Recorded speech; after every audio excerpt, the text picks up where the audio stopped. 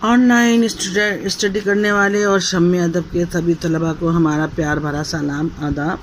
12th class کا class چل رہا ہے یو پی بورڈ کا ادبی سپارے۔ ہم نے آپ کو پہلے مثنوی پڑھائی تھی، اس سے پہلے لبِ ساحل اور معاش پڑھایا تھا، اور 2 چیپٹر بھی پڑھائے ہیں، خطوط غالب اور قصہ ملک نیمروز کے شہزادے کا۔ تو آج ہم غزلوں کی طرف آتے ہیں، اور جو بہت امپورٹنٹ شعر ہیں جو آپ کے ایگزام میں آ سکتے ہیں، آپ ان کو اچھی طرح سمجھیے۔ دیکھیے، سب سے پہلے آپ کا دیا ہوا ہے میر تقی میر کا، جی میں کیا کیا ہے اپنے اے ہمدم پر سخن تاب لب نہیں آتا۔ اب آپ اس شعر کو 3 بار پڑھیے۔ جی میں کیا کیا ہے اپنے اے ہمدم پر سخن تاب لب نہیں آتا، جی میں کیا کیا ہے اپنے اے ہمدم پر سخن تاب لب نہیں آتا۔ اب اس شعر پر آپ یہ غور کیجئے کہ آپ میں اس شعر میں کس چیز پہ کے معنی ایسے ہیں جو آپ کو سمجھ میں نہیں آ رہے۔ مثال کے طور پہ جیسے جی کا مطلب یہ والا جی نہیں بلکہ دل، کیا کیا ہے کوشچن مارکس، کیا کیا ہے ہمدم دوست، پر سخن کہتے ہیں بات کرنے کو، تابہ لب تہمت، لب مانے ہونٹ، نہیں آتا۔ اے میرے دوست، ہم تجھ سے پتہ نہیں کیا کیا کہنے چاہتے ہیں، ہمارے دل میں پتہ نہیں کون کون سی باتیں ہیں جس کا ہم تجھ سے اظہار کرنا چاہتے ہیں، تیرے سامنے کہنا چاہتے ہیں، لیکن ہمارے پاس الفاظ تو ہیں لیکن بولنے کی ہمت نہیں ہے۔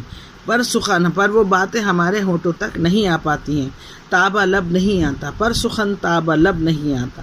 لب کہتے ہیں کنارے، اور ہونٹ اسی لیے کہا گیا ہے کہ یہ ہمارے فیس پہ آگے کو کناروں کی طرح نکلے ہوئے ہوتے ہیں۔ جی میں کیا کیا ہے اپنے اے ہمدم پر سخن تابہ لب نہیں آتا۔ اگر آپ نے شعر کے میننگ پڑھنا سمجھنا شروع کر دیے تو یقین جانیے اردو زبان اتنی آسان ہو جائے گی کہ آپ سمجھیے آپ کے پورے پیپر کی تیاری ہو گئی۔ اگر ہمیں شاعری سمجھ میں آنے لگے، کبھی کبھی ہمیں دوسرے مصرے سے مطلب اٹھانا پڑتا ہے، کبھی کبھی کہیں بیچ میں سے ہمیں بات کہنے کا سلیقہ آنا چاہیے۔ جی مانے دل، ہمدم مانے دوست، کیا کیا ہے اپنے ہمدم، ہمارے اوپر بالکل یہ لائن صاف ہو گئی کہ ہم اے دوست، ہمارے دل میں پتہ نہیں کیا کیا بات ہے۔ یہ بالکل جنرل سی بات ہے کہ ہم کہتے ہیں کہ ہائے پتہ نہیں کتنی باتیں تھیں پر ہم کرنا ہی بھول گئے، یہ ہماری ہمت نہیں ہوئی، یہ ہم چاہنے کے باوجود نہیں کر سکے۔ تو یہ وہی چیز شاعر کہہ رہا ہے، پر سخن تابہ لب نہیں آتا، لیکن وہ باتیں نہ جانے کیوں ہمارے ہونٹوں تک تیرے سامنے نہیں آ پاتی ہیں۔ صبر تھا ایک مونی سے ہجراں، سو وہ مدت سے اب نہیں آتا۔ صبر تھا ایک مونی سے ہجراں، صبر سب کو پتہ ہے کہ کسی بھی چیز کو برداشت کرنے کو، سکون کے ساتھ اس کو اپنے اندر اتارنے کو صبر کہتے ہیں۔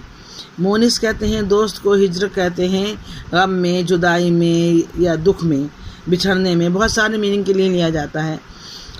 سو وہ مدت سے اب نہیں آتا، مدت یعنی ایک لانگ پیریڈ، لمبے ٹائم، سو بات بڑھانے کے لیے لکھا، آگے بڑھانے کے لیے استعمال ہوا ہے، اب نہیں آتا۔ اے میرے دوست، ہمارے پاس تیرے غم کو سہنے کے لیے صبر نام کا ایک دوست تھا، جس کے ذریعے ہم سب کچھ صبر سے سہے چلے جا رہے تھے، لیکن اب مدت ہوئی، اس نے بھی ہمارا ساتھ چھوڑ دیا۔ کتنا آسان مطلب ہے کہ اے میرے دوست، تیرے غم میں، تیری جدائی میں ہم جو برداشت کرتے تھے وہ ہمارے پاس صبر تھا، جو ہم سے بے پناہ محبت کرتا تھا، یا ظاہر جو چیز ہمارے قریب رہتی، اس کا مطلب یہ ہے مونی سے ہجرا، یعنی تیرے غم کو آسان کرنے کے لیے ایک صبر جیسا دوست ہمارے پاس تھا، لیکن اب مدت ہوئی، اس نے بھی ہمارا ساتھ چھوڑ دیا، اب یہ غم ہم سے برداشت نہیں ہوتا۔ انڈرسٹینڈ؟ ہوش جاتا نہیں رہا لیکن جب وہ آتا ہے تب نہیں آتا۔ میر تقی میر بھی بہت امپورٹنٹ ہے، ان کی سوانح حیات بھی اچھے سے تیار کیجیے، ان کا کلام بہت بہترین ہے، اور بہت سوانح حیات ادبی خدمات میں جو بھی کچھ ہے ان کا وہ سب آ جاتا ہے۔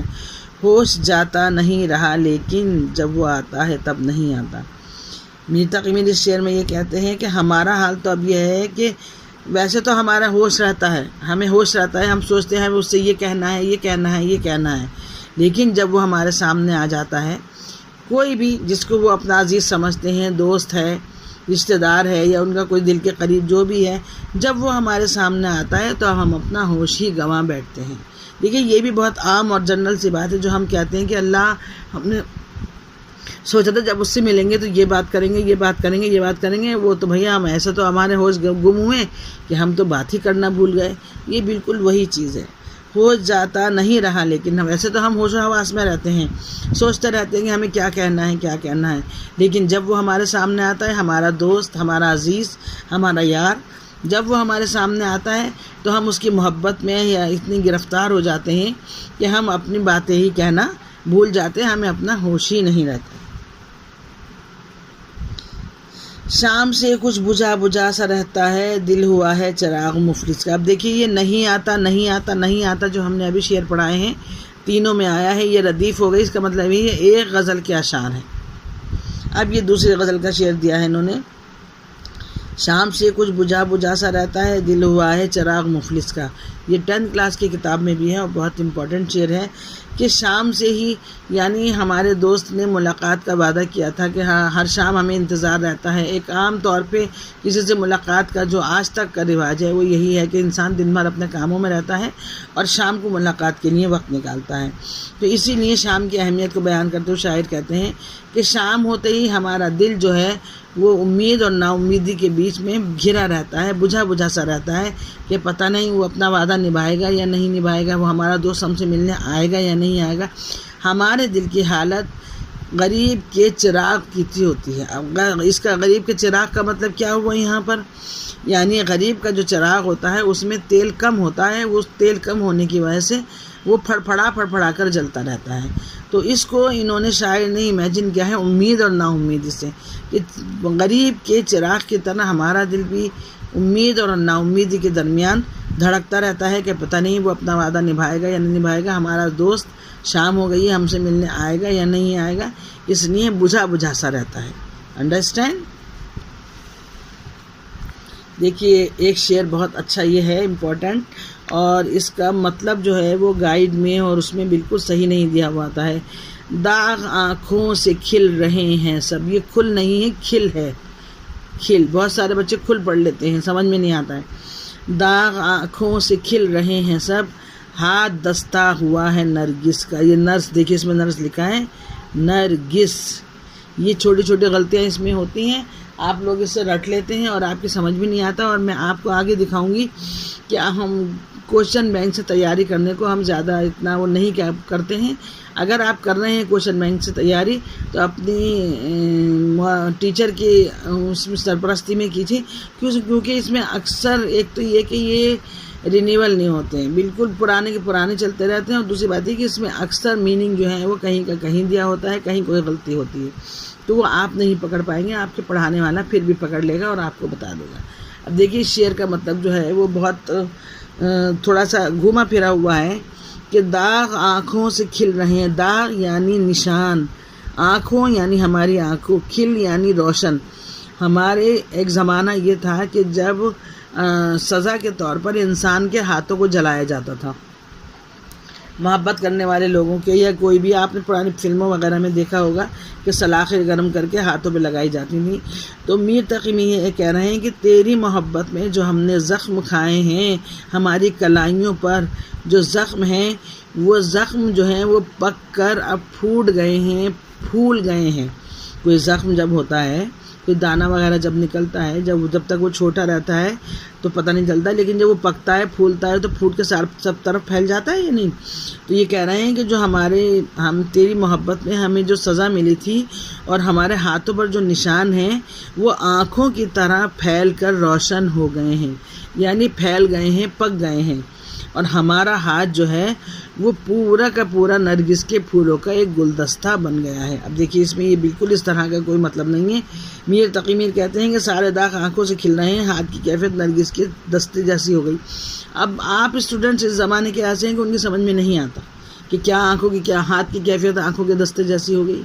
ہمارے ہاتھوں پر تیری محبت میں جو داغ لگے ہیں سزا کے طور پر، وہ اب پک کر اتنے کھل گئے ہیں کہ پورے ہاتھ پہ زخم ہو گئے ہیں، یعنی پھیل کے وہ آنکھوں کی طرح روشن ہو گئے ہیں، سب کو نظر آنے لگے ہیں۔ آنکھوں کی طرح کا مطلب یہ ہے دور سے سب کو نظر آنے لگے ہیں، جیسے آنکھیں نظر آتی ہیں دور سے دکھنے کا کام کرتی ہیں۔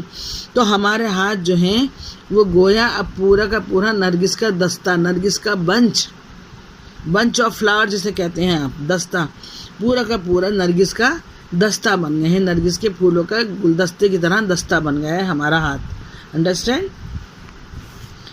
اشک آنکھوں میں کب نہیں آتا، لہو آتا ہے جب نہیں آتا۔